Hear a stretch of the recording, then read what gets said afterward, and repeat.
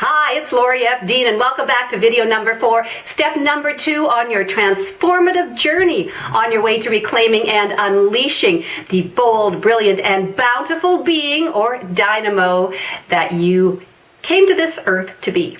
Of course, this is the Dishrag to Dynamo series, and we've dealt with the Dishrag in a lot of detail, and we talked about what it feels like to be there, to be stuck in prison, compared to where we want to be in paradise, which is the dynamo phase. And we're well on our way to getting there. We started with step number 1 yesterday, and you might remember in order to take that first step, we couldn't just walk right across, or we couldn't even walk right up the hill to get there. We actually had to fall into something I was calling a pit. That means taking that courageous step outside of the prison and be willing to go to where it's dark, to where it's uncertain, to where it's unclear. Now, if there was no path to follow once you got to that pit, odds are really good you would either become paralyzed and not move, or you would scramble back up and maybe get stuck in your prison yet again. That's why we've developed this path. That's why we are going on this transformative journey with a plan. A practical plan, a powerful plan to get you where you're destined to go, which is up here. So let me review the 4 steps again. We talked about this one yesterday, and I'll go over it a little bit more before we move on to step number 2. But the first step is to connect with source, life source, spirit that emanates all things. This has nothing to do with religion, and I'm not out to change your religious beliefs. This is spirit. This is source, okay? We'll get into that too. Today, we're going on to step number 2. We are going to take a next step right there. We are going to clarify who we are, clarify our soul purpose, clarify where we're going and how we're getting there. Then we will go on to concede. That will be step number 3. In an upcoming video, we will talk about surrendering. What are we willing to do to get to becoming a dynamo? And the final step talks about creating your very own unique method and means and mechanics of getting there and staying there in paradise. Yesterday, or in the last video, depends on when you watched it, we talked about this pyramid, this soul purpose pyramid that I stole from my coach, Garrett J. White, the master coach mentor. We talked about the pyramid being in 3 different planes. There's the physical, the mental, and the spiritual. Most of us operate in this level of physical. And the driving forces on the physical level are the body, the bank account or the money issues, and relationships with self and everyone else we come in contact with, regardless if it's our spouse in the house or our boss at the office. We are driven from this level. That is the level of tangible, the level of form, the level that we have been conditioned to believe is real and true. And when we operate from this level, several things happen to us. We feel that it's us and everybody else. There's that sense of separation. We feel there's a sense of lack or scarcity. If somebody has more of something, that means there's less for me. And we feel that basically we have nowhere to go. We operate in a strict sense of, when I leave this world, this plane, then all my burdens and troubles and cares and woes will be over. It feels like we are stuck in a prison.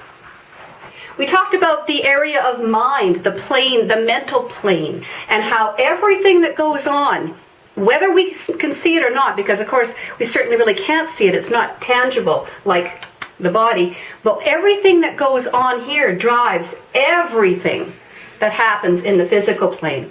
And we talked about beliefs, judgments, thoughts, perspectives, opinions, points of view, all of these things that go on in the mind that affect what goes on in what we consider to be the real world, or at least the world of form. I asked you to consider as well that the beliefs, the judgments, the thoughts, the points of view that you have may be limiting. They may not serve the purpose anymore. Of course, when we come here as little babies, the people in charge of caring for our well-being do just that. And in the process, they try to teach us, and they teach us from their perspective, their point of view, their belief system. For many, many years, we accept that as true and real.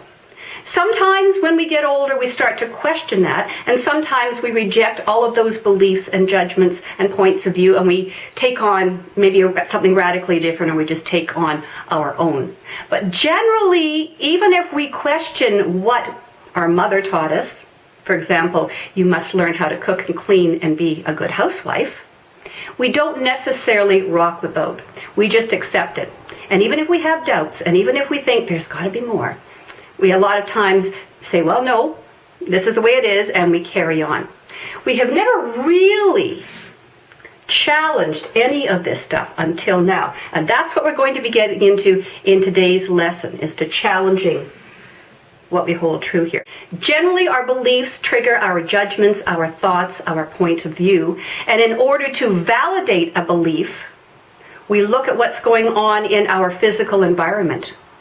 Now, the interesting thing is that we are creators. We came from creation, and we are given the powers, if you will, to create. That power within us. And I don't mean magic and voodoo and woo-woo stuff. I mean we are a powerful creative force. That is part of what we are here to do.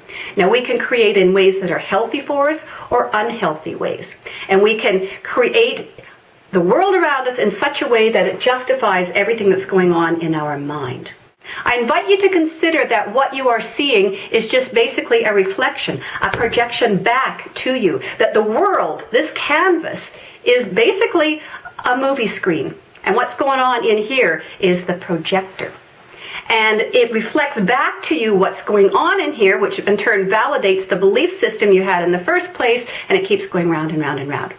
That's why if your beliefs are limiting, if they're not getting you where you want to be, it's time to maybe check them out, question them, see if they serve the purpose anymore. We're going to be talking more about that in just a bit. And the top of the pyramid is the spirit area, the life force, the energy, the light, the oneness, God, whatever word you would like to call it, higher power, higher purpose. All of these words have been used in various ways, but regardless, this is what gives us life in the physical form. This is what drives the minds and the body and creates for us. We come into the world pure spirit, and through many, many years of domestication, as Don Miguel Ruiz says in his book, The Four Agreements, we start to take on more of this and a lot less of this. Now, this never leaves us. It just gets pushed to the back. And our job right now on this journey, this transformative journey, is to uncover the part of us that still has this in us and help activate it again, reclaim it so that it drives everything else. And once we have spirit driving the other planes of the pyramid, we find that we begin to operate in soul purpose. We begin to get back to the basic, to the core of who we are and to what we actually came here to do. Because each and every one of us, when we were born, when we came to this plane, we brought with us a code, a blueprint, a map, something that was ingrained in us, something that we are supposed to do, our purpose for being here in the first place, our soul purpose. And I invite you to consider and keep an open mind with this. It has absolutely nothing to do with what's going on here and here.